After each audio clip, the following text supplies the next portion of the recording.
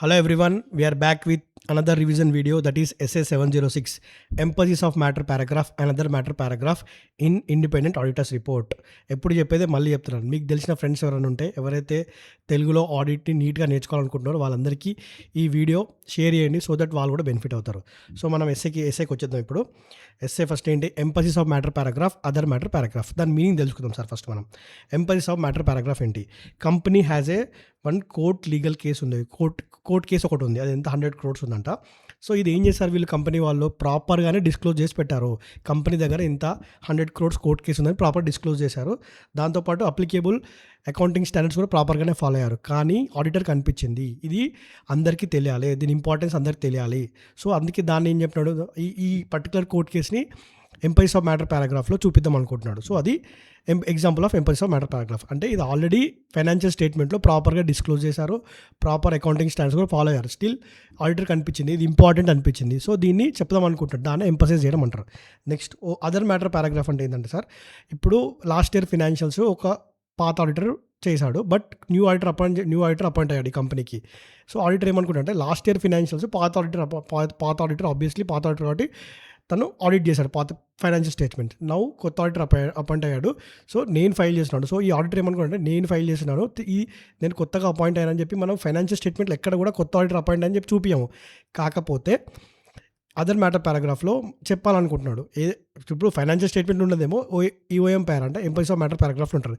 ఎక్కడైతే financial statement లేదో అక్కడ మనము ఓ మ్యాటర్ పారాగ్రాఫ్ చూపించొద్దు. సో మనం ఇప్పుడు డెఫినేషన్కి వెళ్దాం. డెఫినేషన్ ఏముంది ఇక్కడ? ఫస్ట్ ఆబ్జెక్టివ్ చూద్దాం. ఏంటి, ఎందుకు emphasis of matter paragraph O matter paragraph ఇస్తామంటే ఏంది? To draw users attention when auditor judgement is necessary, so that by way of clear additional communication. ఈ ఇన్ఫర్మేషన్ వేయడం వల్ల ఏంది, మనం యూజర్ అటెన్షన్ని డ్రా చేస్తాము. సేమ్ ఆడిట్ రిపోర్ట్ అయినా యాజ్ పర్ ఎస్ఎస్ 700లో సపరేట్ సెక్షన్ ఉంటుంది, యూఎం పేరా ఓం పేరా అని చెప్పి. దాంట్లో మనము ఈ సెక్షన్లో పెడితే యూజర్ అటెన్షన్ డ్రా అవుతుంది, సో దట్ క్లియర్గా అడిషనల్ కమ్యూనికేషన్ ఇస్తాము. సో ఫస్ట్ ఇదేంటి, ఈఓఎం పేరా అంటే ఎంపసిస్ ఆఫ్ మ్యాటర్ పారాగ్రాఫ్. ఇదేంటి, a matter already disclosed in the financial statement.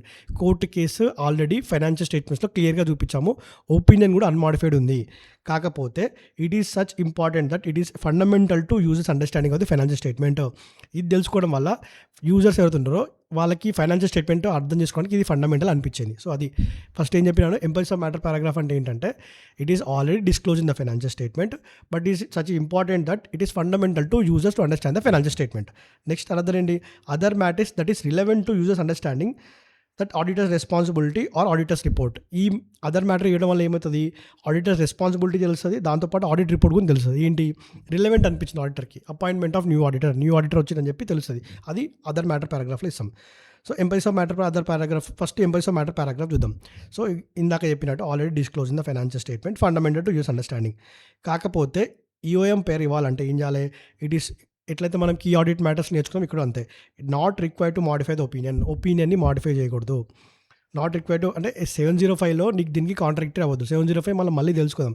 ఇది అయిపోగానే 710, దెన్ 705, దెన్ 700 అంటే రివర్స్లో వచ్చినాం అనుకోండి, క్లియర్ తెలుస్తుంది. అకార్డింగ్ టు మీ అట్లా చదువుకుంటే బెటర్ అని నాకు అనిపించింది. సో ఈఓఎం పేరు ఇచ్చినప్పుడు you are not required to modify the opinion as per 705. Next, not determined as per key audit matter. ఇది ప్రీవియస్ ఎస్ఏ మనం నేర్చుకున్నాం, ఎస్ఏ 701లో కీ ఆడిట్ మ్యాటర్ ఇస్తే ఇక్కడ ఇవ్వద్దు. సో ఏంటది, ఈఓఎం పేరు ఇచ్చినప్పుడు you should not modify the opinion as per 705, key audit matter ఇవ్వకూడదు. Next, when auditor included UM para in auditors report, అప్పుడు ఏం చేయాలంటే యూఎం పారా మొత్తానికి ఇద్దాం అనుకున్నప్పుడు నువ్వు సపరేట్ సెక్షన్ విత్ హెడ్డింగ్ ఇవ్వాలి. ఆడిట్ రిపోర్ట్లో సపరేట్ సెక్షన్ విత్ హెడ్డింగ్ ఇవ్వాలి. దాంతోపాటు clear reference to the matters, ఏదైతే మ్యాటర్ ఇందాక కోర్ట్ కేసు ఉంది క్లియర్గా రిఫరెన్స్ ఇవ్వాలి. ఏమని, ఈ కోర్ట్ కేసు ఏదైతే నేను ఇక్కడ యూఎం పారాలు ఇస్తున్నానో అది మీరు ఫైనాన్షియల్ స్టేట్మెంట్లో ఏ నోట్స్లో ఉందో క్లియర్ రిఫరెన్స్ ఇవ్వాలి. ఇక్కడ మనం మెన్షన్ చేసే యూఎం ఏదైతే ఉందో అది ఫైనాన్షియల్ స్టేట్మెంట్లో ఎక్కడ మీకు కనిపిస్తుంది అనేది క్లియర్ రిఫరెన్స్ ఇవ్వాలి. అది then indication that auditors opinion is not modified. Same ఇందాక 701లో మనం ఎట్లా చేసినామో ఈ యూఎం పేరు ఇచ్చినంత మాత్రాన నేను ఒపీనియన్ని మాడిఫై చేయట్లేదు అని చెప్పాలి. అది నెక్స్ట్ ఎగ్జాంపుల్ చూద్దాం. మరి ఏ సర్కమ్స్టాన్సెస్లో మనము యూఎం పేరా ఇవ్వాలి? నెసరీ, ఎప్పుడు నెసరీ అంటే రెండేమో ముందు ఇంకా 2 తర్వాత. ముందు వచ్చేవి ఏంటంటే early application of new accounting standards. Actually next month next year financial year అప్పుడు అప్లై చేద్దాం అనుకుంటాం, బట్ ఇప్పుడు సడన్గా అప్లై చేయాల్సి వచ్చింది. అర్లీ అంటే ముందు. Next, major catastrophe that has occurred continue to have a significant effect ఉంటదంట. మేజర్ క్యాటాస్ట్రోఫ్ అయింది. సిగ్నిఫికెంట్ ఎఫెక్ట్ అంటే ఫైర్ యాక్సిడెంట్ గానీ, ఎర్త్‌కి భూకంపం ఇవి వచ్చినాయనుకో మేజర్ క్యాటాస్ట్రోఫ్ అయింది. సో, అది ఇవన్నీ మనకు తెలియకుండా వస్తాయి కదా! ఎర్లీ. తర్వాత వచ్చేయండి subsequent events, significant subsequent that occurs between the date of financial statement, date of auditors report. ఇది తర్వాత subsequent. Then uncertainty related to the future outcome of exceptional litigations గానీ ఇవన్నీ తర్వాత వచ్చేవన్నీ. అంటే అన్‌సర్టెనిటీ తెలీదు మనకు క్లారిటీ ఉండదు లిటిగేషన్స్ ఇవన్నీ. సో, 2 ముందొచ్చేయండి మనం ఏం చెప్తున్నాం మనం early application of new accounting standards, major catastrophe that has occurred.